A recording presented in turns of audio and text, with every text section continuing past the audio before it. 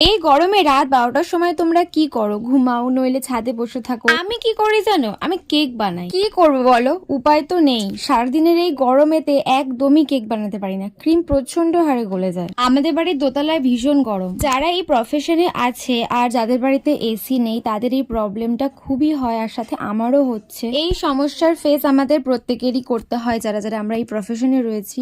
আর কাস্টমারকে বলে বোঝানোও যায় না যে এই ক্রিমের প্রবলেমটা কেন কিভাবে হয়। আজকের অর্ডারটা ছিল সুভাষ গ্রাম থেকে, আর একটা ভাই আমার কাছে অর্ডার দিয়েছে এই কেকটার। ভেবেই রেখেছিলাম যে পার্পল কালারের একটা থিম রাখবো। ভাইয়ের কোনো ডিমান্ডই ছিল না, আমাকে শুধু বলেছিল যে তোমার যে কোনো ফ্লেভারের আর তোমার পছন্দের একটা ডিজাইনের তুমি কেক বানিয়ে দাও। যাই হোক, কেকটা আমি মোটামুটি ভাবে ঠিকঠাক ডেলিভারি দিতে পেরেছি। আর সব শেষে তো একটু ক্রিমের প্রবলেম হয়েই ছিল, যেহেতু ভাই আমার রিপিট কাস্টমার, তাই এগুলো নিয়েও কোনো মাইন্ডই করেনি। তো কি আর করার, এভাবেই আমার কাজ চালিয়ে যেতে হবে।